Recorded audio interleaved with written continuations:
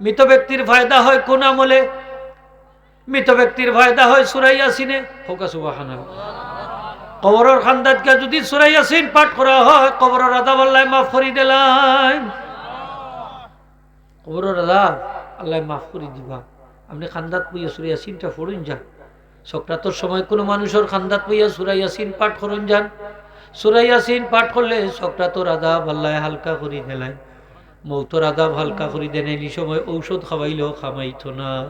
আমরা সক্রাতর সময় খালি ডাক্তারও লইয়া যাই, কেউ হারাই নাই আইসিউ হারাইয়া দেখে ফার্স্ট এড ডিস কত আছে, বেটার সক্রাত চলে, ঠিক না নিয়ে সক্রাত চলে। কেউ কেউ অনেক রাস্তা তো মৌত হয়ে যায়। এই সময় যদি কলিমা শাহাদতর তলকিন দিতা, খান্দাত পইয়া সূরা ইয়াসিন পড়তা, তান ফায়দা হইল না বেশি, ঠিক না নি হোক, ফায়দা হইল না বেশি। আমি একদিন একজন দেখাত গেলাম বেমারির, মনে দেখি তান বাচ্চা ভিডিও করিস সক্রাত চলের বিছানার কিতা করাই বাচ্চা ভিডিও করিস। মনে মনে হইলাম রে নিমক খারাপ, যদি তোমার বাফর খান্দাত বইয়া যদি সূরা ইয়াসিনটা পড়তা, তাহলে সক্রাতর আযাবটা তান হালকা। নিমক খারাপ সন্তান, সক্রাত তো ভিডিও করার জিনিস না, ভিডিও করার জিনিস না। আমরা চাই আমরা খান্দাত বইয়া সূরা ইয়াসিনটা আমরা বাচ্চাইতে পড়তো, চাইনি না? চাই না? কলিমা শাহাদতর তলকিন দিত, আমরা চাইনি না? চাই না? অত টাকা ইনভেস্ট করলে একটা বাচ্চার লাগি আজকে বিপদও আপনার বাচ্চা আপনার লগে তামসা করে। এর লাগে অনুরোধ করলাম যে বাচ্চাই তরি কোরআন শরীফ খান শিক্ষা দিন যান, সম্পর্কে কোরআন শরীফ খান শিক্ষা দিন যান, তাইলে এই বাচ্চা 2-4টা হরফ নাই ফড়িয়া দিব। জীবনই না দিত না হোক, অত বড় শিক্ষিত বানাইয়া লাভ কি?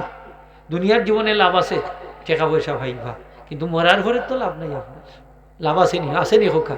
অনেকে বিয়া শাদি দিন খালি লন্ডনে, আমেরিকা, ওয়াশিংটন, ও বিদেশি হইতো, স্পেনি হইতো, পর্তুগালি হইতো, তৈতো নানা নানির খবরও চিনে না, খবরও কিলা জিয়ারত করেন চিনে না। আসেনি না? না, খালি ডলার আর ফাউন্ডও খাইবা, দোয়া ভাইতা নাই, দোয়া ভাইতা নাই। ইগো যদি হৌলা হয়ে যায়, মদকুর, গাঞ্জাকুর, আর কত কুর আছে না নি, শেষ সপ্তাহে। একদিন এক মুরব্বী আমার এখন হুজুর দোয়া করুন জানা, আমার ভরিগু বড় আজ্যত আছে, কষ্টত আছে। বললাম খেনে, বলে বিয়া দিছিলাম যে দামান্দর গেছে লন্ডনী, বেটা হুজুর জোয়া খেলে, মদ খায়, আমার ভরিগু তারে মারে। মনে মনে হইলে ভাললে আরো গুতা দেও, ইলা আছে নেই। এক মুরব্বী একদিন আমার এখন হুজুর দোয়া করুন যান, মেয়েটারে চাইলাম বিয়া দিতাম। আমি বললাম কোনানো, বলে কইটা উফরে দি আশা করছি। বললাম উফরে দি তো আসমান, হই না আপনি বুঝেন না, ইউরোপ কান্ট্রি আর কি। উফরে দি হইলে ইউরোপ কান্ট্রি, মানে ফুরিন তরে আর নিচে দি বিয়া দিতা নাই, খালি উফরে দি, খালি উফরে দি।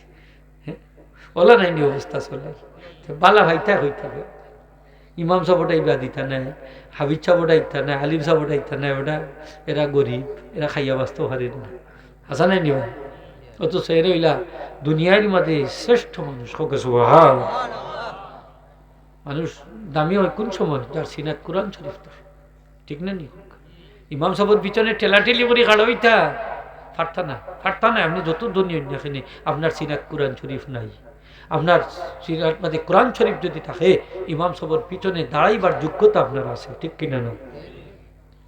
তিনি কেন গো গরিব মজ্জিন সাহেব ফাড়া হইবার জায়গা, গো গরিব আবিদ সাহেব, আলিম সাহেব ফাড়া হইবার জায়গা, তার সিনাত কোরআন শরীফ আছে। হোকা সুবহান।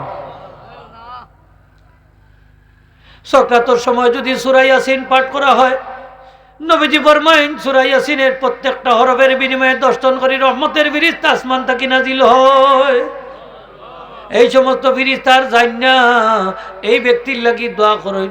এই ব্যক্তি মারা গেলে তানরে যদি গোসল দেওয়া, তান গোসলও শরীক হইন, তান খাফনও শরীক হইন, তান জানাজাত শরীক হইন, তানরে দাফন করিয়া লইয়া যাইবার সময় তারা দোয়া করি তার দাফনও গিয়া শরীক হইন।